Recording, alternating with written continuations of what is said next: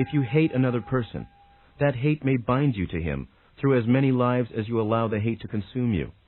You draw to yourself in this existence and in all others those qualities upon which you concentrate your attention. If you vividly concern yourself with the injustices you feel have been done you, then you attract more such experience. And if this goes on, then it will be mirrored in your next existence. It is true that in between lives there is time for understanding and contemplation. Those who do not take advantage of such opportunities in this life often do not do so when it is over. Consciousness will expand. It will create. It will turn itself inside out to do so. There is nothing outside of yourself that will force you to understand these issues or face them. It is useless then to say, when this life is over, I will look back upon my experience and then my ways. This is like a young man saying, when I grow old and retire, I will use all those abilities that I am not now developing. You are setting the stage for your next life now. The thought you think today will in one way or another become the fabric of your next existence. There are no magic words that will make you wise, that will fill you with understanding and compassion, that will expand your consciousness. Your thoughts and everyday experience contain the answers. Any successes in this life, any abilities, have been worked out through past experience. They are yours by right. You worked to develop them. If you look about you at your relatives, friends, acquaintances, and business associates, you will also see what kind of a person you are, for you are drawn to them as they are drawn to you, through very basic inner similarities. Let me try to throw some light upon what I am trying to tell you. First of all, love always involves freedom. If a man says he loves you and yet denies you your freedom, then you often hate him. Yet, because of his words, you do not feel justified in the emotion. This sort of emotional tangle itself can lead to continued entanglements through various lives. If you hate evil, then beware of your conception of the word. Hate is restrictive. It narrows down your perception. It is indeed a dark glass that shadows all of your experience. You will find more and more to hate and bring the hated elements into your own experience. If you expand your sense of love, of health, and existence, then you are drawn in this life and in others toward those qualities, again, because they are those upon which you concentrate. In the next life, you will be working with those attitudes that are now yours. If you insist upon harboring hatreds within you now, you are very likely to continue doing so. On the other hand, those sparks of truth, intuition, love, joy, creativity, and accomplishment gained now will work for you then as they do now. They are, you see, the only true realities. They are the only real foundations of existence. It is foolish, as Rupert once said, to hate a storm or shake your fists at it and call it names. You may laugh if you think of children in such activities. It is useless to personify a storm and treat it as a demon, focusing upon its destructive elements, or those elements that to you appear destructive. Change of form is not destructive. The explosive energy of a storm is highly creative. Consciousness is not annihilated. A storm is part of creativity. You view it from your own perspective, and yet one individual will feel within the storm the unending cycle of creativity, and another will personify it as the work of the devil. Through all your lives, you will interpret the reality that you see in your own way, and that way will have its effect upon you, and in turn upon others. The man who literally hates immediately sets himself up in this fashion. He prejudges the nature of reality according to his own limited understanding. Now, I am emphasizing the issue of hate as I discuss reincarnation because its results can be so disastrous. A man who hates always believes himself justified. He never hates anything that he believes to be good. He thinks he is being just, therefore, in his hatred, but the hatred itself forms a very strong claim that will follow him throughout his lives, until he learns that only the hatred itself is the destroyer.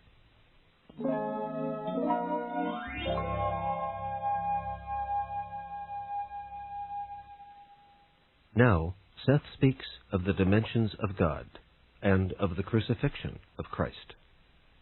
As the present life of any individual rises from hidden dimensions beyond those easily accessible in physical terms, and as it draws its energy and power to act from unconscious sources, so does the present physical universe, as you know it, rise from other dimensions. So does it have its source and derive its energy from deeper realities. History, as you know it, represents but one single light upon which you focus. You interpret the events that you see therein, and you project upon its glimmer your interpretation of events that may occur. So entranced is your concentration that when you wonder about the nature of reality, you automatically confine your question to this one small flickering moment that you call physical reality. When you ponder upon the aspects of God, you unthinkingly speak of the Creator of that one light. That light is unique, and if you truly understood what it was, you would indeed understand the nature of true reality. Only a portion of your entire identity is, presently, familiar to you, as you know. Therefore, when you consider the question of a supreme being, you imagine a male personality with those abilities that you yourselves possess, with great emphasis upon qualities you admire. This imagined God has therefore changed throughout your centuries, mirroring man's shifting ideas of himself. God was seen as cruel and powerful when man believed that these were desirable characteristics, needed particularly in his battle for physical survival. He projected these upon his idea of a God because he envied them and feared them. You have cast your idea of God, therefore, in your own image. In a reality that is inconceivably multidimensional, the old concepts of God are relatively meaningless. Even the term, a supreme being, is in itself distortive, for you naturally project the qualities of human nature upon it. If you will try to accept the idea that your own existence is multidimensional, that you dwell within the medium of infinite probabilities, then you may catch a slight glimpse of the reality that is behind the word God.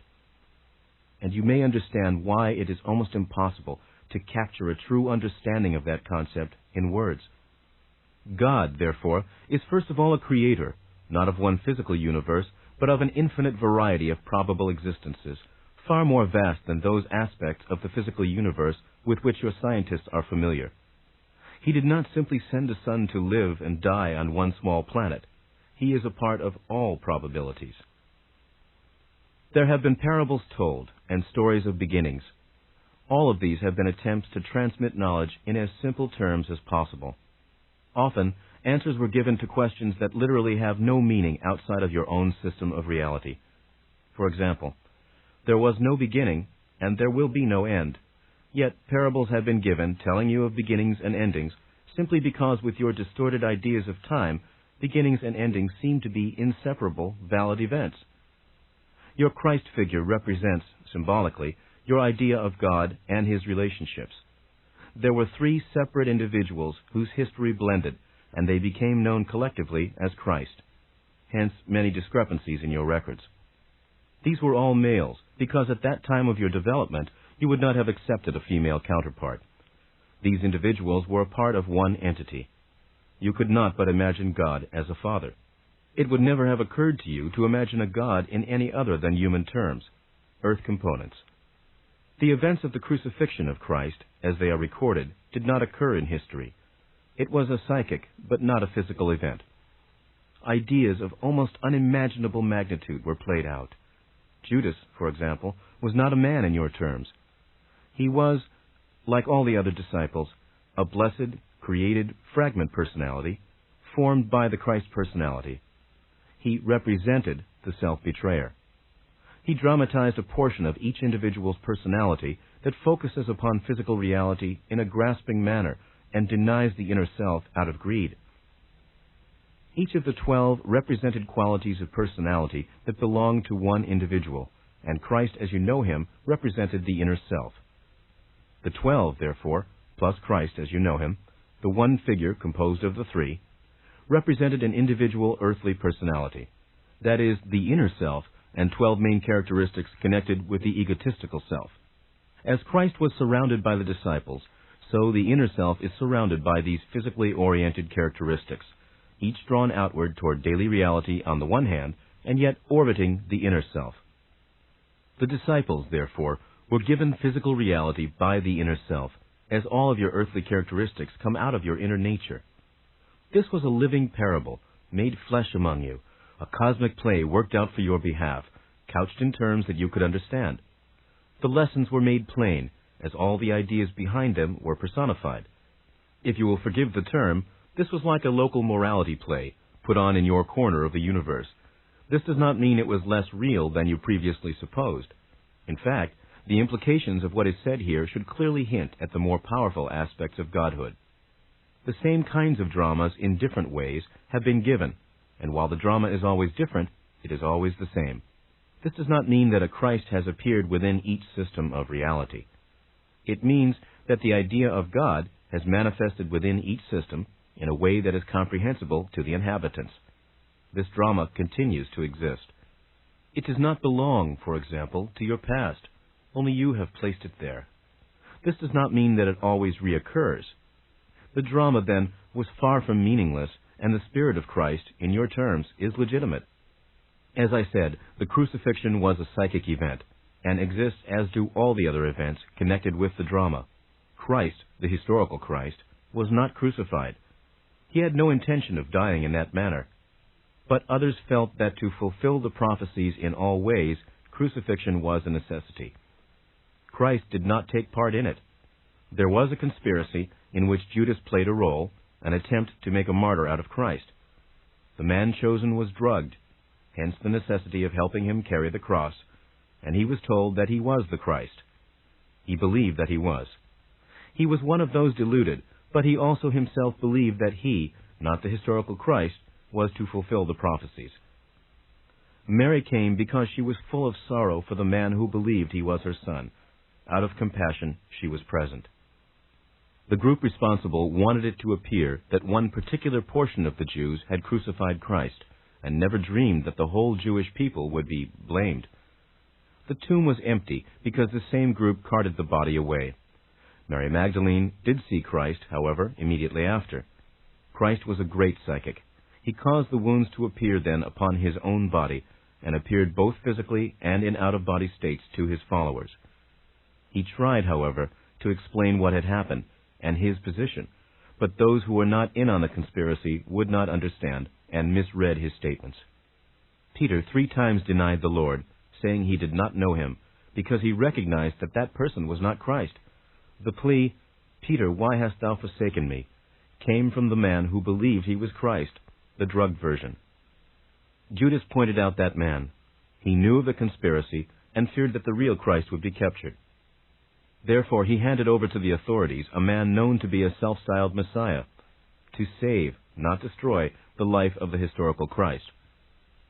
Symbolically, however, the crucifixion idea itself embodied deep dilemmas and meanings of the human psyche, and so the crucifixion per se became a far greater reality than the actual physical events that occurred at the time.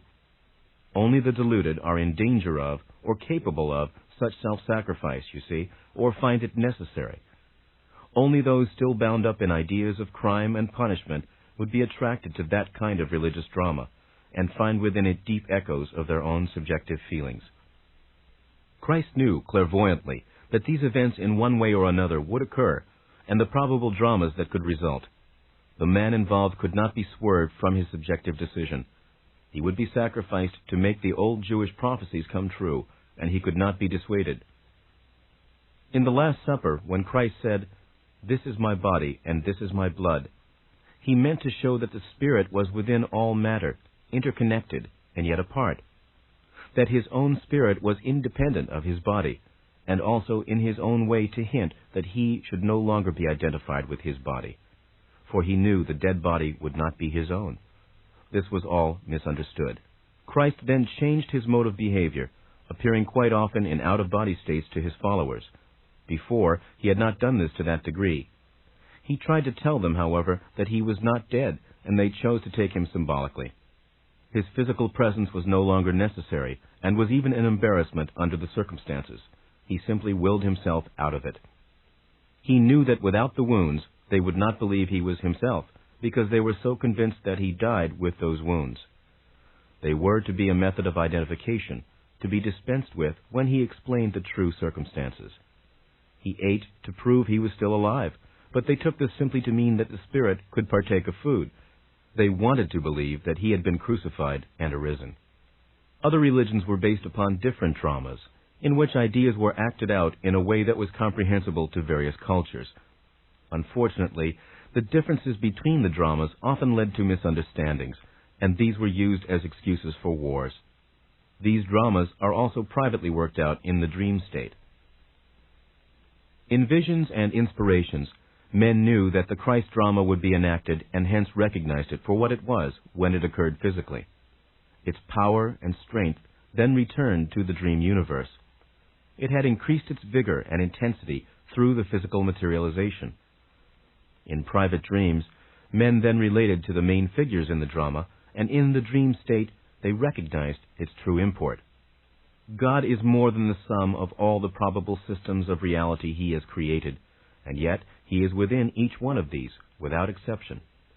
He is therefore within each man and woman.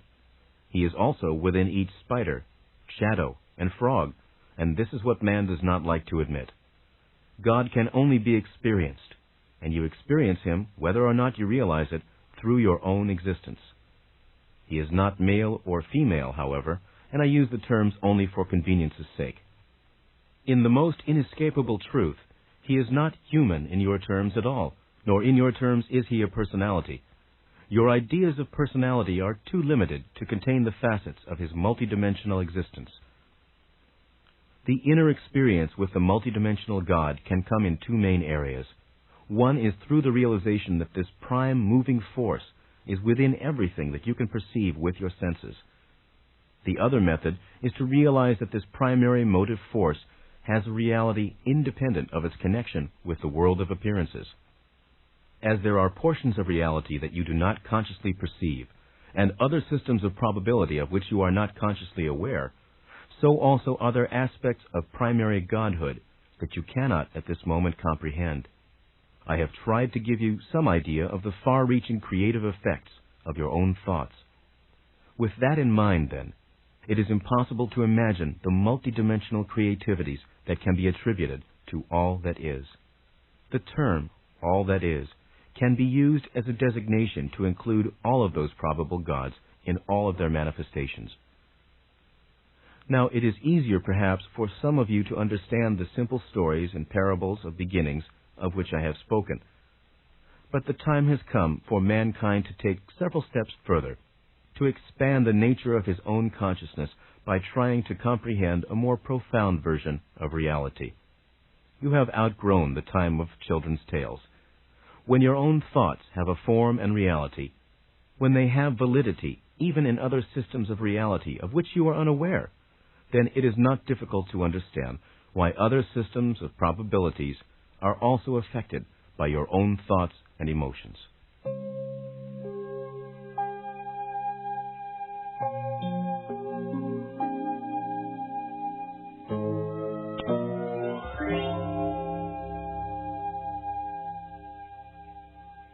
Seth now speaks of reincarnation in terms of entire civilizations, such as those that preceded the existence of Atlantis.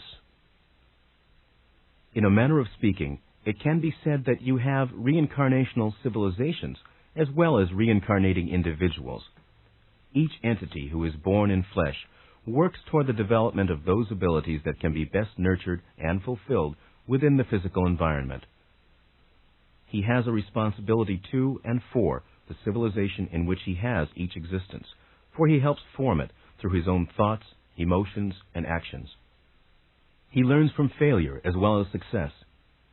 You think of physical history as beginning with the caveman and continuing up to the present, but there have been other great scientific civilizations, some spoken of in legend, some completely unknown, all in your terms now vanished. It seems to you that you have, perhaps, but one chance as a species to solve your problems, or be destroyed by your own aggression, by your own lack of understanding and spirituality. But as you are given many lives in which to develop and fulfill your abilities, so has the species in those terms been allotted more than the single line of historical development with which you are presently acquainted. Groups of people in various cycles of reincarnational activity have met crisis after crisis, have come to your point of physical development, and either gone beyond it or destroyed their particular civilization. In this case, they were given another chance, having the unconscious knowledge not only of their failure, but the reasons behind it. They then began with a psychological head start as they formed new primitive groupings. Others, solving the problems, left your physical planet for other points in the physical universe. When they reached that level of development, however, they were spiritually and psychically mature and were able to utilize energies of which you now have no practical knowledge. Earth, to them, now is the legendary home. They formed new races and species that could no longer physically accommodate themselves to your atmospheric conditions. However, they also continued on the reincarnational level as long as they inhabited physical reality. Some of these have mutated and have long left the reincarnational cycle, however. Those who left it have evolved into the mental entities that they always were, you see. They have discarded material form. This group of entities still takes a great interest in Earth. They lend it support and energy. In a way, they could be thought of now as Earth gods. On your planet, they were involved in 3 particular civilizations long before the time of Atlantis, when, in fact, your planet itself was in a somewhat different position, particularly in relationship to 3 of the other planets that you know. The poles were reversed, as they were, incidentally, for 3 long periods of your planet's history. These civilizations were highly technological, the second one being, in fact, far superior to your own along those lines. Sound was utilized far more effectively, not only for healing and in wars, but also to power vehicles of locomotion and to bring about the movement of physical matter. Sound was a conveyor of weight and mass. The strength of this second civilization lay mainly in the areas now known as Africa and Australia, although at that time not only was the climate entirely different, but the land areas. There was a different attraction of land mass, having to do with the altered position of the poles. Relatively speaking, however, the civilization was concentrated in area. It did not attempt to expand. It was highly ingrown and dwelled upon the planet simultaneously with a large, unorganized, dispersed, primitive culture. Not only did it make no attempt to civilize the rest of the world, but it did everything in its power, which was considerable for a long period of time, to impede any such progress. The members of this civilization were largely a fringe group from the earlier successful civilization, most of whom had decided to continue existence in other areas of your physical universe. These, however, were particularly enamored of earthly life, and also thought that they could improve upon the last experiment in which they had been involved, though they were free to move on to other layers of existence. They were not interested in beginning from scratch again as an infant civilization, but in other areas. Therefore, much of their knowledge was instinctive with them, and this particular group then went through what you would call the various technological stages very rapidly. They were particularly concerned in the beginning with developing a human being who would have built-in safeguards against violence. With them, the desire for peace was almost what you would call an instinct. This civilization, therefore, left the natives that surrounded them in peace. They did send out members of their own group, however, to live with the natives and intermarry, hoping peacefully to thus alter the physiology of the species. The energy, often in your time given over to violence, went instead into other pursuits, but began to turn against them. They were not learning to deal with violence or aggression. They were attempting to short-circuit it physically, and this, they found, had complications. The physical alteration was a strain on the entire system. The urge to act, which is the creative function and basis that has been distorted into the idea of aggression, was not understood. An overly conscientious, restrictive mental and physical state evolved, in which the organism's natural physical need for survival was in every way hampered. Mentally, the civilization progressed. Its technology was extremely activated and propelled onward as it strove to develop, for example, artificial foods so that it would not need to kill for survival in any way. At the same time, it tried to leave the environment intact. It missed your stage of automobiles completely and steam-driven vehicles and concentrated rather early on sound. The sound could not be heard by physical ears. The civilization was called Lumania, and the name itself went down in legend and was used again at a later time. The Lumanians were a very thin, weakly people, physically speaking, but psychically either brilliant or completely ungifted. In some, you see, the built-in controls caused so many blockages of energy in all directions that even their naturally high telepathic abilities suffered. They formed energy fields around their own civilization. They were, therefore, isolated from contact with other groups. They did not allow technology to destroy them, however. More and more of them realized that the experiment was not a success. Some, after physical death, left to join those from the previous successful civilization who had migrated to other planetary systems within the physical structure. Large groups, however, simply left their cities, destroyed the force fields that had enclosed them, and joined the many groups of relatively uncivilized people, mating with them and bearing children. These Lumanians died quickly, for they could not bear violence nor react to it violently. If attacked, they had to flee. The fight or flight principle did not apply.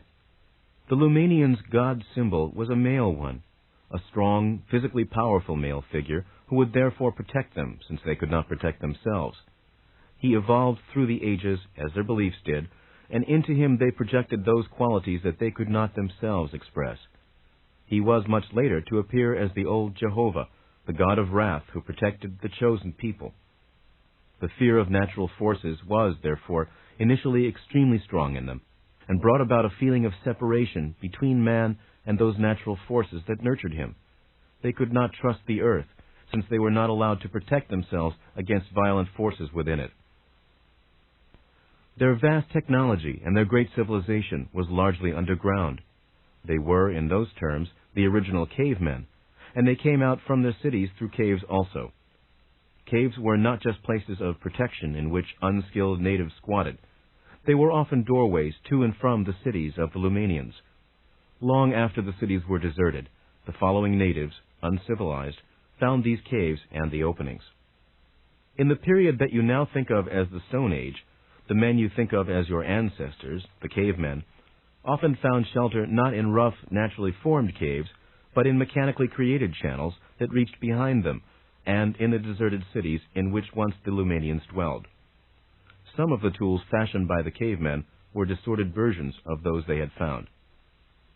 I should perhaps mention here that some of the caves, particularly in certain areas of Spain and the Pyrenees, and some earlier ones in Africa, were artificial constructions.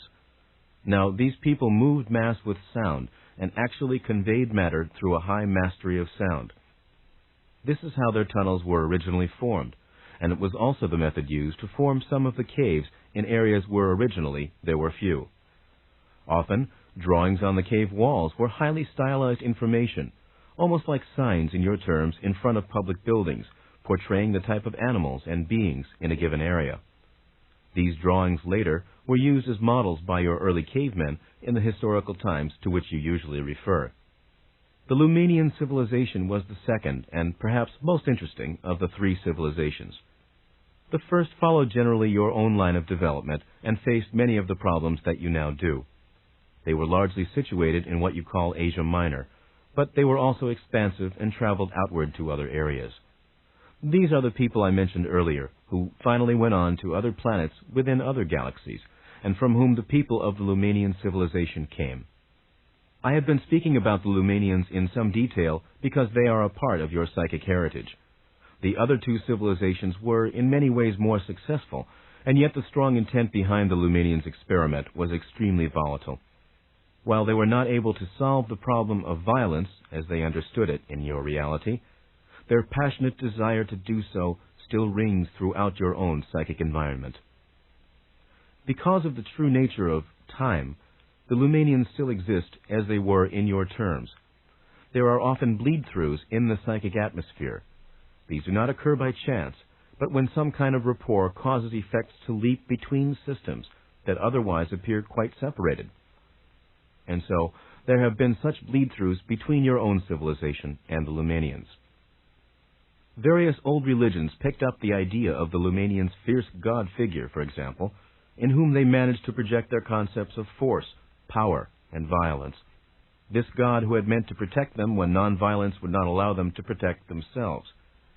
There is a bleed-through now in the making, so to speak, in which the Lumanians' multidimensional concepts of art and communication will be glimpsed by our own people, but in a rudimentary form. As the various qualities of the Lumanians are still present in your psychic atmosphere, as their cities still coexist in land areas now called your own, so other probable identities coexist with the identities you now call your own. Now, Seth turns to the subject of the speakers. Christian dogma speaks of the ascension of Christ, implying, of course, a vertical ascent into the heavens, and the development of the soul is often discussed in terms of direction. To progress is supposedly to ascend, while the horror of religious punishment, hell, is seen at the bottom of all things. Development is therefore considered in a one-line direction only, in Christian terms, but development unfolds in all directions. The soul is not ascending a series of stairs, each one representing a new and higher point of development. Instead, the soul stands at the center of itself, exploring, extending its capacities in all directions at once, involved in issues of creativity, each one highly legitimate. For this reason, the nature of good and evil is a highly important point. We go back to our fundamentals. You create reality through your feelings, thoughts, and mental actions. You must understand that each mental act is a reality for which you are responsible. That is what you are in this particular system of reality for. As long as you believe in a devil, for example, you will create one that is real enough for you and for the others who continue to create him. Because of the energy he is given by others, he will have a certain consciousness of his own. But such a mock devil has no power or reality to those who do not believe in his existence, and who do not give him energy through their belief. He is, in other words, a superlative hallucination. Some very old religions understood the hallucinatory nature of the devil concept, but even in Egyptian times, the simpler and more distorted ideas became prevalent, particularly with the masses of people.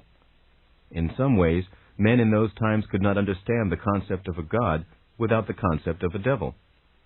There are no devils waiting to carry anyone off, unless you create them yourself, in which case the power resides in you and not in the mock devils. The crucifixion of Christ and the attendant drama made sense within your reality at the time. It arose into the world of physical actuality out of the inner reality from which your deepest intuitions and insights also spring. The methods, the secret methods behind all of the religions, were meant to lead man into a realm of understanding that existed apart from the symbols and the stories, lead him into inner realizations that would take him both within and without the physical world that he knew.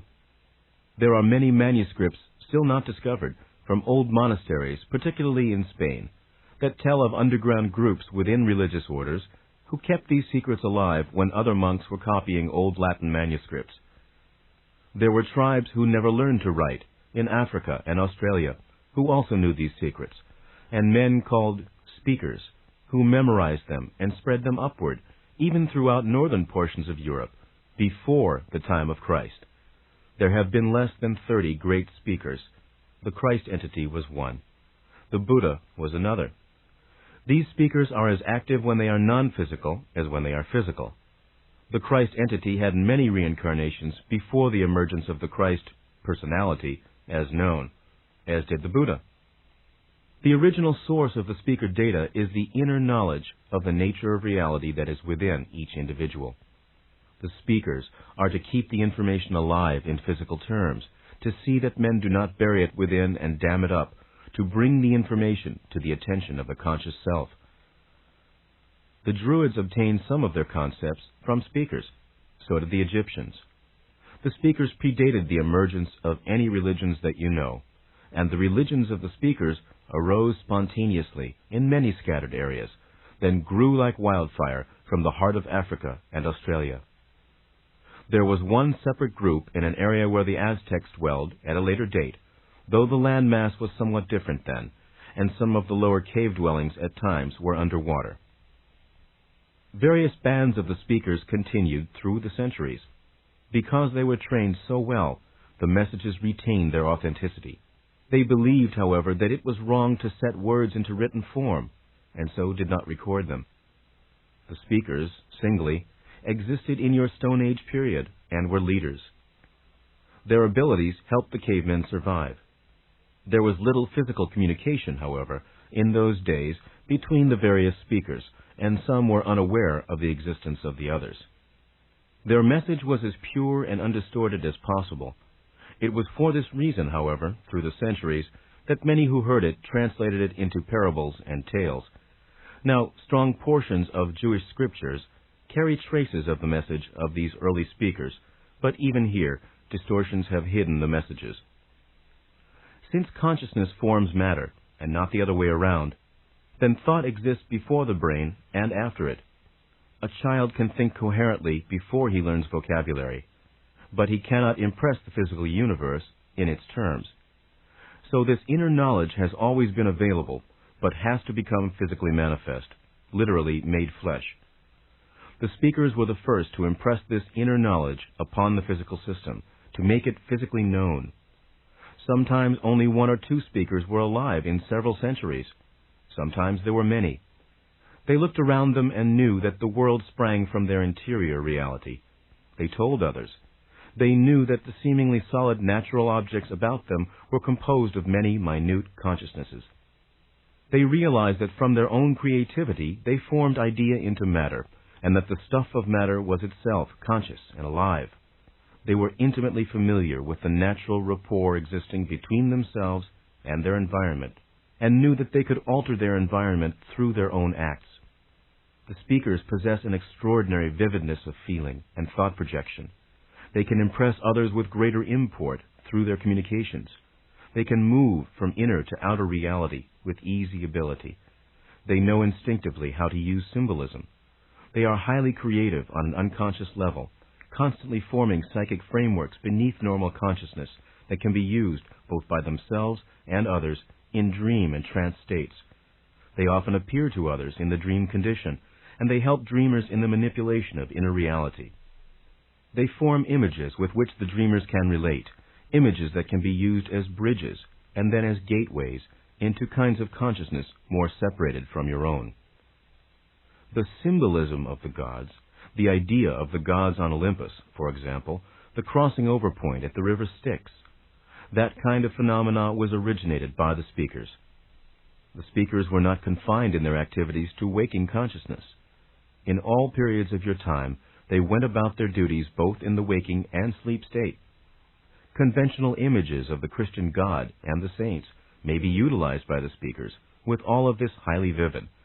The dreamer may find himself then in a magnificent harem, or instead in a brilliantly illuminated field or sky.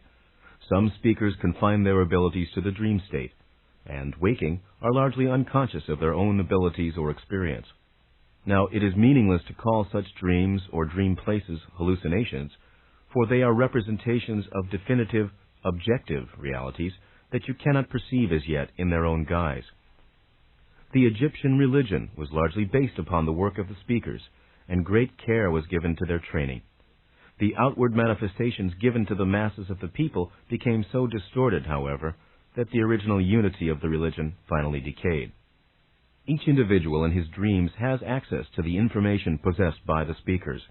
There are adjacent states of consciousness that occur within the sleep pattern that cannot be picked up by your EEGs, that is, your scientific tracings of brain waves, adjacent corridors through which your consciousness travels. Now, this happens in every night's sleep. Two areas of activity are involved, one very passive and one acutely active. In one state, this portion of consciousness is passive, receiving information. In the next stage, it is active, as it takes part through action. The concepts given it are then vividly perceived through participation and examples. This is the most protected area of sleep. The rejuvenating characteristics enter in here, and it is during this period that the speakers act as teachers and guides. Through the ages, the speakers have taught dreamers how to manipulate in these other environments. They have taught them how to bring back information that could be used for the good of the present personality. According to the intent, present purpose, and development, an individual may be aware of these travels to varying degrees. Some have excellent recall, for example, but often misinterpret their experience because of conscious ideas. It is very possible for one dreamer who is a speaker to go to the aid of another individual who is having some difficulties in an inner reality within the dream state. The idea of guardian angels, of course, is highly connected here. A good speaker is as effective within one reality as he is within the other, creating psychic frameworks within physical reality as well as within interior environments. Many artists, poets, and musicians are speakers, translating one world in terms of another, forming psychic structures that exist in both with great vitality, structures that may be perceived from more than one reality at a time. Most dreams are like animated postcards brought back from a journey that you have returned from and largely forgotten. The speakers help you in the formation of dreams, which are indeed multidimensional artistic productions of a kind. Dreams existing in more than one reality, with effects that dissect various stages of consciousness that are real, in your terms, to both the living and the dead, and in which both the living and the dead may participate. It is for this reason that inspirations and revelations are so often a part of the dream condition. Consciousness at different levels or stages perceives different kinds of events. In order to perceive some of these, you have only to learn to change the focus of your attention from one level to another. These stages of consciousness are all a part of your own reality. A knowledge of them can be most useful. You can learn to shift gears, stand aside from your own experience, and examine it with much better perspective. You can prepare questions or problems, suggesting that they be solved for you in the sleep state. You can suggest that you will speak with distant friends, or convey important messages that you cannot convey verbally, perhaps. You can bring about reconciliations, for example, at another layer of reality, though you cannot do so in this one. You can direct the healing of your body, telling yourself that this will be accomplished by you at one of the other levels of sleep consciousness. You may ask for the aid of a speaker to give you any necessary psychological guidance that is needed to maintain health. If you have particular conscious goals, and if you are reasonably certain that they are beneficial ones, then you can suggest dreams in which they occur, for the dreams themselves will hasten their physical reality. Now, unconsciously, you do many of these things. You often go back in time, so to speak, and relive a particular event so that it has a different ending, or say things that you wish you had said. A knowledge of one state of consciousness can help you in other states. In a light trance, the meaning of dream symbols will be given if you ask for them. The symbols may then be used as methods of suggestion that will be tailored for you personally. If you discover, say, that a fountain in a dream represents refreshment, then when you are tired or depressed, think of a fountain. The production of dreams is as sophisticated an endeavor as is the production of the objective life of a given individual. It is simply living on different terms.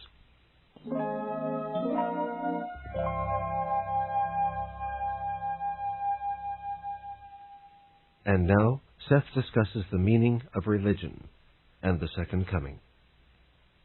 The outer world is a reflection of the inner one, though far from perfect. The inner knowledge can be compared to a book about a homeland that a traveler takes with him into a strange country. Each man is born with the yearning to make these truths real for himself, though he sees a great difference between them and the environment in which he lives. An internal drama is carried on by each individual, a psychic drama which is finally projected outward with great force upon the field of history. The birth of great religious events emerges from the interior religious drama. The drama itself is a psychological phenomenon in a way, for each physically oriented self feels thrust alone into a strange environment without knowing its origins or destination or even the reason for its own existence. Thus, you deal often with events in which men are touched by great illumination, isolated from the masses of humanity, and endowed with great powers. Periods of history that appear almost unnaturally brilliant in contrast with others. Prophets, geniuses, and kings shown in greater than human proportion. These people are chosen by others to manifest outwardly the interior truths that all intuitively know. There are many levels of significance here. On the one hand, such individuals receive their unearthly abilities and power from their fellows, contain it, exhibit it in the physical world for all to see. They play the part of the blessed inner self that actually cannot operate within physical reality uncloaked by flesh. This energy, however, is a quite valid projection from the interior self. The personality so touched by it actually does then become, in certain terms, what he seems to be. He will emerge as an eternal hero in the external religious drama. as the inner self is the eternal hero of the interior religious drama. When such a personality appears in history, then, he is intuitively recognized, for the way has long been laid, and in many cases the prophecies announcing such an arrival have already been given. The individuals so chosen do not just happen to appear among you. They are not chosen at random. They are individuals who have taken upon themselves the responsibility for this role. After their birth, they are aware to varying degrees of their destiny, and certain trigger experiences may at times arouse their full memory. They serve quite clearly as human representatives of all that is. Now, since each individual is a part of all that is, to some extent each of you serve in that same role. In such a religious drama, however, the main personality is much more conscious of his inner knowledge. He is more aware of his abilities, far better able to use them, and exultantly familiar with his relations to all of life. Ideas of good and evil, gods and devils, salvation and damnation, are merely symbols of deeper religious values, cosmic values, if you will, that cannot be translated into physical terms. These ideas become the driving themes of these religious dramas of which I have spoken. The actors may return, time and time again, in different roles. In any given historic religious drama, the actors may have already appeared on the historic scene in your past, the prophet of today being the traitor of the past drama. Behind the actors in the dramas, there are more powerful entities who are quite beyond role-playing. The plays themselves, then, the religions that sweep across the ages, these are merely shadows, though helpful ones. Behind the frame of good and evil is a far deeper spiritual value. All religions, therefore, while trying to catch truth, must to some large degree fear its ever eluding them. The main character in a religious historical drama may or may not consciously be aware of the ways in which such information is given to him, and yet it may seem to him that he does know, for the nature of a dogma's origin will be explained in terms that this main character can understand. The historical Jesus knew who he was, but he also knew that he was one of three personalities composing one entity. To a large extent, he shared in the memory of the other two. The third personality has not in your terms yet appeared, although his existence has been prophesied as the second coming. Now, these prophecies were given in terms of the current culture at that time, and therefore, while the stage has been set, the distortions are deplorable. This Christ will not come at the end of your world, as the prophecies have been maintaining. He will not come to reward the righteous and send evildoers to eternal doom. He will, however, begin a new religious drama. A certain historical continuity will be maintained. As happened once before, however, he will not be generally known for who he is. There will be no glorious proclamation to which the whole world will bow. He will return to straighten out Christianity, which will be in a shambles at the time of his arrival, and to set up a new system of thought when the world is sorely in need of one. By that time, all religions will be in severe crisis. He will undermine religious organizations, not unite them. His message will be that of the individual in relation to all that is. He will clearly state methods by which each individual can attain a state of intimate contact with his own entity, the entity to some extent being man's mediator with all that is. By 2075, all of this will be already accomplished. You may make a note here that Nostradamus saw the dissolution of the Roman Catholic Church as the end of the world. He could not imagine civilization without it. Hence, many of his later predictions should be read with this in mind. In your terms, and in your terms only, the coming of Christ was the second coming.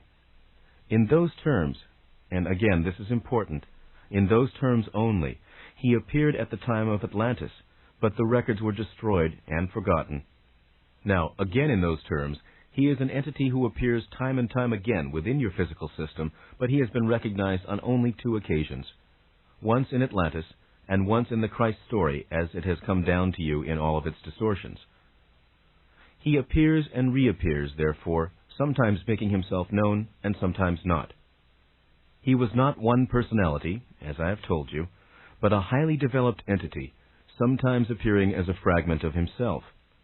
In your terms, he eternally weaves himself within the fabric of your time and space, born again and again into the world of flesh, being a part of it while also independent of it, even as you are all a part of it, but independent of it. The third historical personage, already born in your terms, and a portion of the entire Christ personality, had superior energy and power and great organizing abilities. But it was the errors that he made unwittingly that perpetuated some dangerous distortions. The records of that historical period are scattered and contradictory. The man, historically now, was Paul or Saul. It was given to him to set up a framework.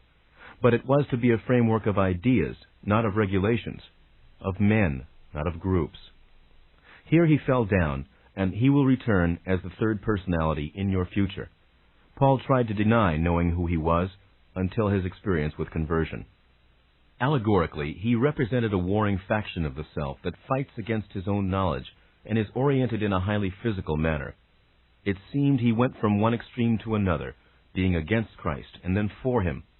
But the inner vehemence was always present, the inner fire, and the recognition that he tried for so long to hide. His was the portion that was to deal with physical reality and manipulation, and so these qualities were strong in him. To some extent, they overruled him. When the historical Christ died, Paul was to implement the spiritual ideas in physical terms, to carry on. In so doing, however, he grew the seeds of an organization that would smother the ideas. He lingered after Christ, just as John the Baptist came before. Together, the three spanned some time period, you see. John and the historical Christ each performed their roles and were satisfied that they had done so. Paul alone was left at the end unsatisfied, and so it is about his personality that the future Christ will form. The entity of which these personalities are part, that entity, which you may call the Christ entity, was aware of these issues. The earthly personalities were not aware of them, although in periods of trance and exaltation much was made known to them. Paul also represented the militant nature of man that had to be taken into consideration in line with man's development at the time. That militant quality in man will completely change in nature and be dispensed with as you know it when the next Christ personality emerges. It is therefore appropriate that Paul be present. In the next century, the inner nature of man, with these developments, will free itself from many constraints that have bound it. A new era will indeed begin, not a heaven on earth, but a far more sane and just world, in which man is far more aware of his relationship with his planet and of his freedom within time. The third personality of Christ will indeed be known as a great psychic, for it is he who will teach humanity to use those inner senses that alone make true spirituality possible. Slayers and victims will change roles as reincarnational memories rise to the surface of consciousness. Through the development of these abilities, the sacredness of all life will be intimately recognized and appreciated. An open-ended consciousness will feel its connections with all other living beings. The continuity of consciousness will become apparent. Man's experience will be so extended that to you the race will seem to have changed into another. This does not mean there will not be problems. It does mean that man will have far greater resources at his command. It also presupposes a richer and far more diverse social framework.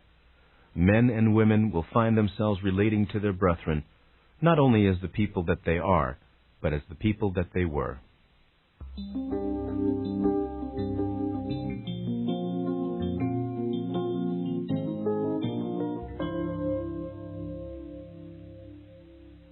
Now, some final words, a goodbye and an introduction. The soul knows itself and is not confused by terms or definitions. Through showing you the nature of my own reality, I hope to teach you the nature of your own. You are not bound to any category or corner of existence. Your reality cannot be measured any more than mine. I hope to illustrate the function of consciousness and personality through speaking these words and enlarging your concepts. The soul is open-ended. It is not a closed spiritual or psychic system. I have tried to show you that the soul is not a separate, apart from you thing.